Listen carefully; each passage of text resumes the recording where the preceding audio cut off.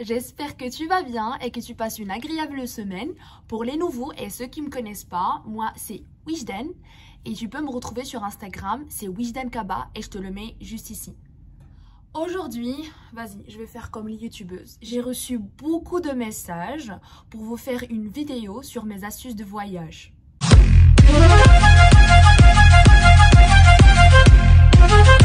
Par contre, ça c'est vraiment vrai.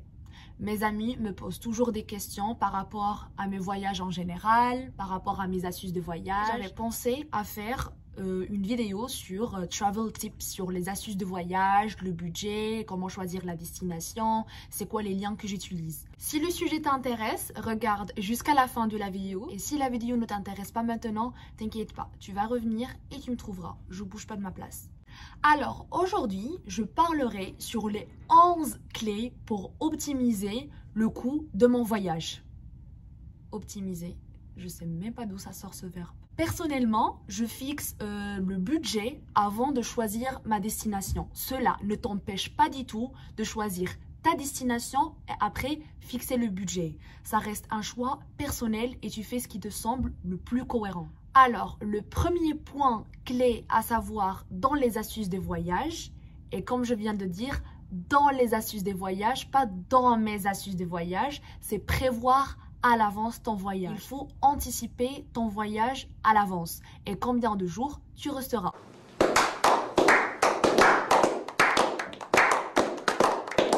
Personnellement, on est en juillet. Et je commence déjà à un peu regarder et réfléchir et organiser mon voyage pour la fin de cette année.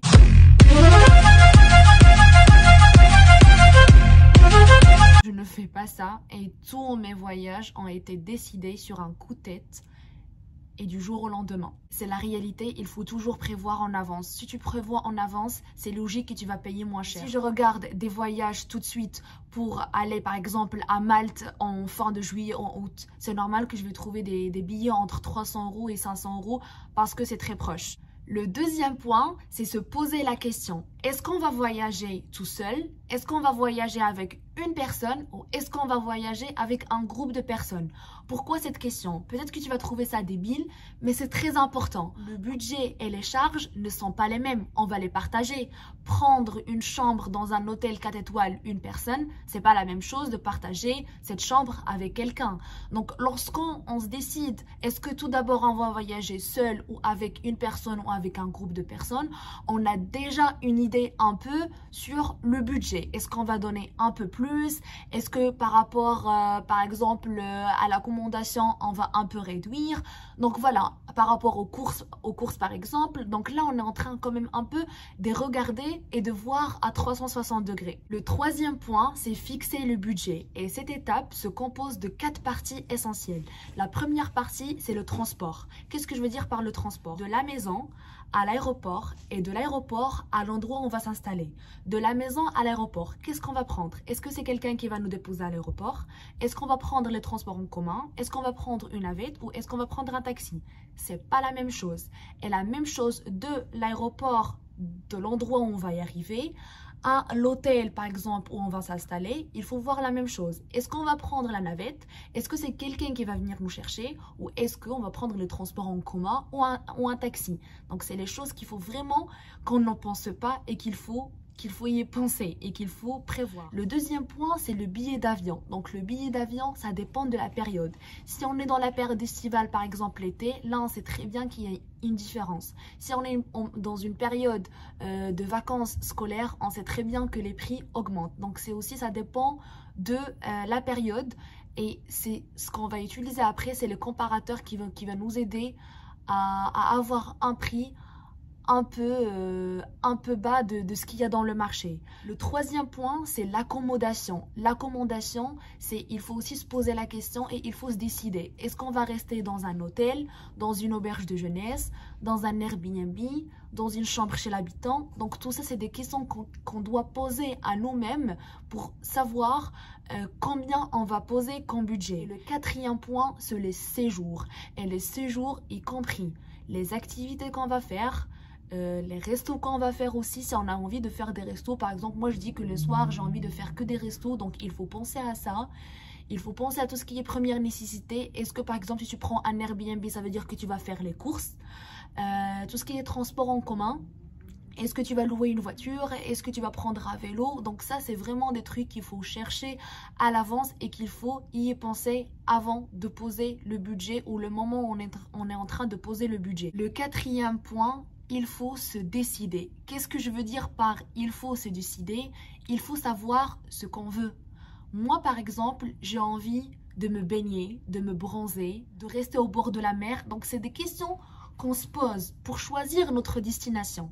On ne peut pas juste dire comme ça, écoute, moi, je vais voyager ou je vais partir en Grèce. Pourquoi tu veux partir en Grèce? Donc, il faut aussi poser des questions. Qu'est-ce que tu veux faire pendant ces vacances? Pourquoi tu veux visiter ce pays? Est-ce qu'il y a quelque chose qui t'attire? Est-ce que c'est la culture qui t'attire? Est-ce que tu veux juste te reposer, avoir un petit moment de calme, de tranquillité et du coup, tu t'en fous de la destination? Mais il faut aussi se poser des questions. Par exemple, moi, je veux faire du kayak et je choisis par exemple un endroit où il n'y a pas la mer. Donc, c'est pas logique. Donc, il faut se décider, il faut savoir ce qu'on veut et ce qu'on cherche pour tomber sur la bonne destination. Dans cette partie, il ne faut pas juste voir la destination et les activités qu'on souhaite faire. Il faut aussi se poser la question et se demander sur le confort. Qu'est-ce qu'on cherche? Personnellement, je vais dire un exemple tout simple. Avant que je voyage à Malte, j'ai regardé un peu sur internet et j'ai vu qu'il y a beaucoup d'activités et que probablement toute la journée, je vais rester au bord de la mer, je vais rester dehors. Donc là, je pensais que la chambre, elle va être utile juste pour que je prenne la douche et pour que je dors la nuit. Ok, donc là, je me pose la question. Ça sert à rien que je prends un hôtel 3 étoiles ou 4 étoiles. Je peux rester juste sur un hôtel 2 étoiles, un Airbnb ou même une auberge de jeunesse. Et c'est exactement ce qui va m'arriver. Donc, j'ai pris une auberge de jeunesse et c'était parfaitement la bonne décision. Pourquoi? Parce qu'il y avait des nuits que je dormais même pas dans ma chambre, que je restais même la nuit dehors au bord de la mer avec mes amis et qu'il faisait hyper beau et hyper chaud. Quand on restait comme ça au bord de la mer, on n'a même pas envie de rentrer chez nous. Donc la chambre au final, elle me servait juste pour poser mes affaires, pour rentrer, me changer, prendre une douche et sortir encore une fois. Donc vraiment ma chambre était juste pour garder mes vêtements et dormir 2 fois peut-être ou 3 fois que j'ai dormi, même si je suis restée 5 nuits. Le cinquième point, peut-être que tu vas trouver ça débile, mais sincèrement, je ne peux pas partir à un endroit où je ne peux pas faire un voyage sans prendre en considération le climat, la météo et la température. Avant de voyager ou avant de se décider, il faut voir la température, le climat. Qu'est-ce que tu cherches? Est-ce que tu cherches un endroit, la température est entre 18 et 22 degrés? Est-ce que tu t'en fous de la température et la température, elle peut aller jusqu'à 35 degrés?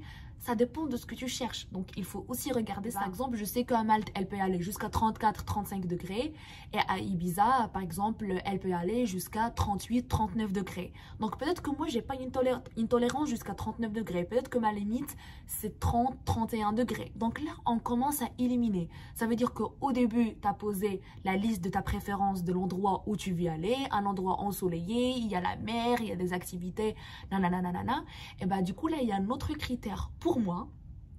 Peut-être que tu vas trouver ça très intéressant, mais je trouve que la température, le climat, c'est vraiment très important à connaître, à savoir avant de partir à l'endroit.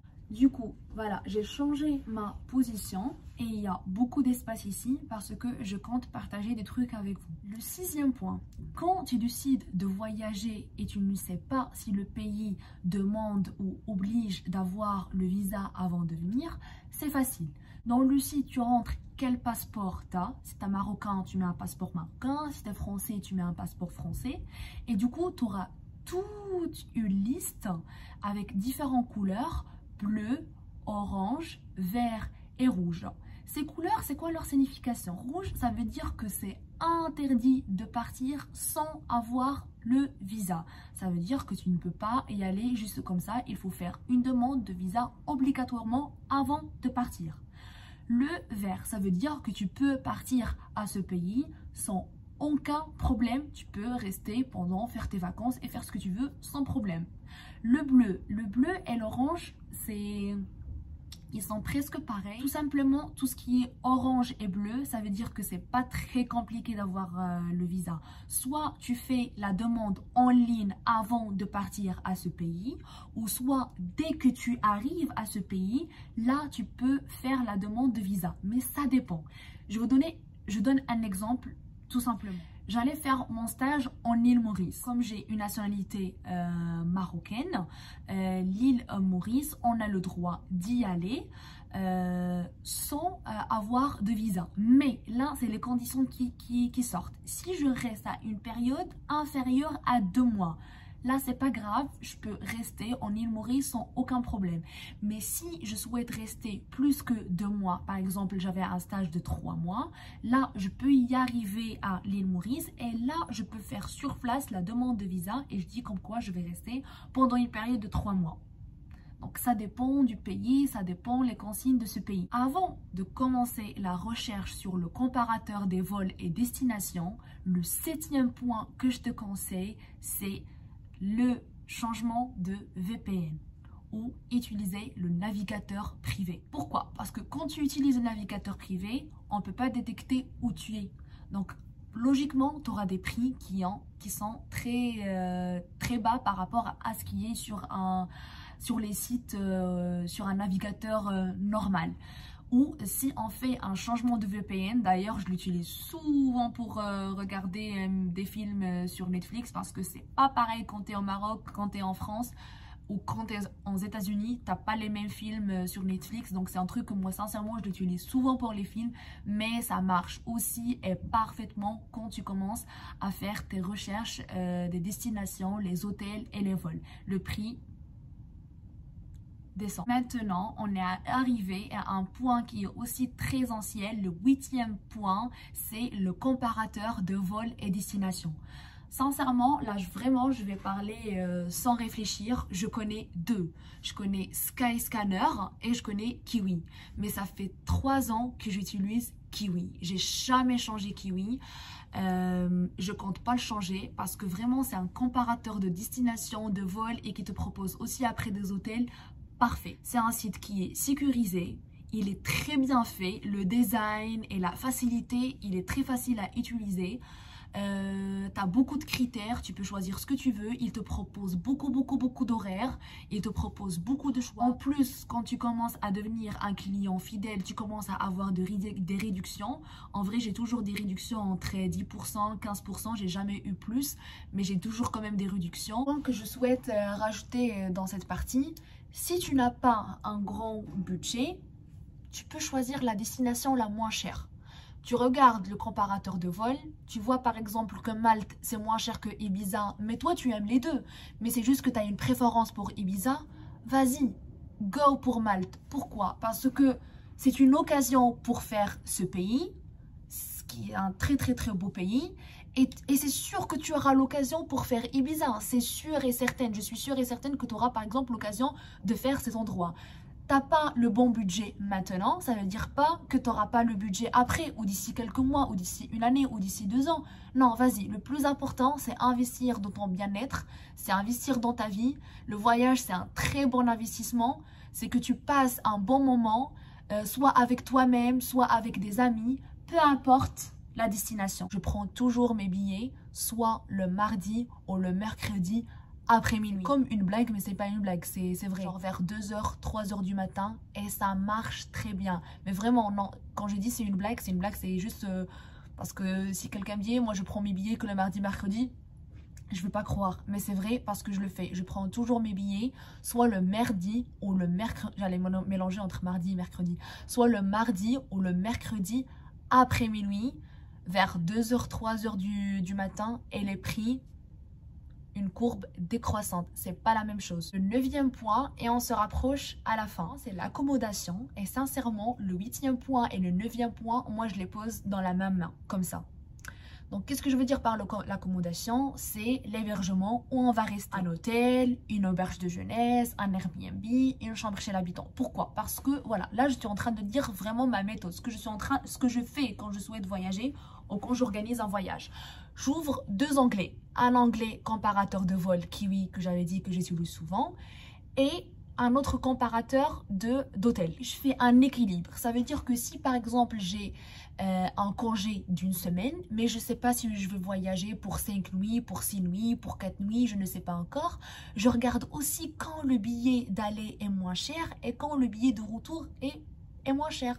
Par exemple, si je voyage de mardi à dimanche et le billet, par exemple, le dimanche pour le retour coûte pas du tout cher et le billet de samedi coûte hyper cher, bah, je rajoute une nuit jusqu'à le dimanche et je reviens. Par contre, la nuit que je vais rajouter, la somme des deux, elle ne doit pas dépasser mon retour de samedi. Le retour que je devrais, par exemple, prendre le samedi. Par exemple, si mon hôtel coûte, je ne sais pas, 40 € par nuit et le retour de dimanche était par exemple 60 €, donc on est sur 100 €. Par contre, le retour de dimanche et le retour de samedi était par exemple à 150 €, bah, je préfère alors rajouter une nuit et revenir jusqu'à dimanche. Donc là, je profite d'une nuit de plus que j'ai pas payé hyper cher et je reviens jusqu'à dimanche. Donc il y a toujours, on va dire, bénéf. Donc moi, sincèrement, à chaque fois je souhaite réserver, je réserve le billet d'avion en même temps avec l'hôtel. Ça, d'une part. D'autre part, par exemple, quand je suis sur le comparateur de vol et je choisis l'hôtel qui me va. Ok, moi par exemple, oui, j'ai adoré et tout, ça me va parfaitement. Il y a deux trucs que je fais. Le premier truc, c'est que je tape le nom de l'hôtel sur Internet, sur Google, et je regarde directement sur le site web de l'hôtel et je regarde les prix qu'ils proposent. Est-ce que les prix sont moins chers que le comparateur ou est-ce que c'est plus cher? Si c'est plus cher, on élimine cette page. Sinon, je tape le nom de l'hôtel sur Google, sur Internet et je regarde tous les navigateurs ou tous les comparateurs, qu'est-ce qu'ils proposent? Tu vas trouver vraiment un taux anormal de comparateurs d'hôtels et ils vont te proposer des différents prix. Et je peux vous rassurer, vraiment promis qu'il y ait une différence. La différence, elle peut aller jusqu'à 50 € ou même 60 €. Et d'ailleurs, ça m'est arrivé à Venise dernièrement en février. Le 10e point, c'est par rapport à la vaccination. Est-ce que tu es vacciné? Ta vaccination n'est pas complète, le test PCR, ça, c'est vraiment ok. C'est ta zone, j'ai ma zone. Ça, c'est pas ma question. Mais si tu as un doute et tu sais pas c'est quoi les exigences ou les consignes de ces pays, je te conseille de regarder le site Covid Map Skyscanner. Tu rentres le pays où tu es actuellement. Il te propose soit la carte ou soit tu tapes ou tu cherches dans la liste le pays où tu vas y aller, où tu souhaites partir. Et du coup, tu auras toutes les informations et même les détails. Donc, tu cliques sur informations détaillées et tu auras tous les détails. Tu peux même voir si ils exigent encore le port du masque. Est-ce que le test PCR est obligatoire? Est-ce qu'ils exigent vraiment la vaccination complète, 3 sur 3 par exemple? En vrai, là, tu vas trouver tous les détails et toutes les informations avant de rentrer à ce pays. Les 3 sites que j'utilise souvent, je ne sais pas si je peux dire souvent, mais c'est les sites que j'utilise tous les jours. À chaque fois que je voyage à un nouveau endroit, un nouveau pays ou une nouvelle ville. Le premier site, c'est le TripAdvisor. Ce site te permet de voir toutes les activités et les événements qui seront organisés dans cette ville. Le deuxième site, FreeTour. Ce site te permet d'avoir ou de rencontrer des guides pour te faire visiter la ville gratuitement. Et le troisième site que j'adore, que je ne peux pas vivre sans, sincèrement, c'est The Fork. The Fork, c'est un site qui te permet de rentrer tes dates.